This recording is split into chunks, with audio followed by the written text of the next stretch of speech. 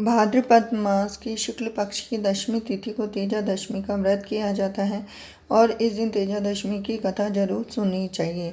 तो ऐसी मान्यता है कि तेजा जी का विवाह बचपन में पेमेल से हो गया था, परंतु शादी के कुछ समय बाद उनके पिता और पेमेल के मामा में कहासुनी हो गई और पेमेल के मामा की मृत्यु हो गई। इस कारण तेजा जी को उनके विवाह के बारे में नहीं बतलाया गया। एक बार उनकी भाभी ने तानों के रूप में यह बात कह दी, तब तानों से दुखी हो ससुराल का ठिकाना जानकर लीलन घोड़े पर सवार होकर पत्नी पेमल को लेने गए।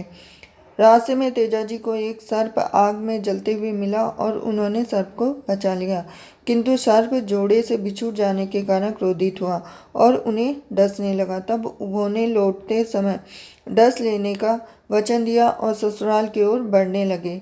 किसी कारणवश ससुराल में तेजा जी का तिरस्कार का सामना करना पड़ा और तेजा जी की प्रथम भेंट पेमेल से उनकी सखी लाखा गुजी कर हुई। तो पत्नी की सखी लाखा नाम की गुजी की गायों को मेर के मीणा चुरा कर ले गए। तो लाखा की विनती सुन तेजा जी ने वचन दिया और तेजा जी ने लुटेरों से संघर्ष कर गायों को छुड़ाया। इस गौ रक्षा युद्ध में तेजा जी अत्यंत घायल हो गए और वापस लौटते समय सर्प को दिए हुए वचन की पालना करते हुए पूरे शरीर पर घाव होने के कारण जी पर कटवाया।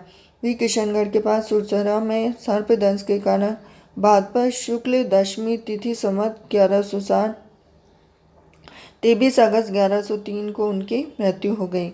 उनकी पत्नी पेमेल ने भी उनके साथ अपने प्राण त्याग दिए और उस सर्प ने तेजा जी की वचनबद्धता से प्रसन्न होकर उन्हें वरदान दिया और इसी वरदान के फलस्वरूप तेजा जी को सर्पों के देवता के रूप में पूजा जाता है।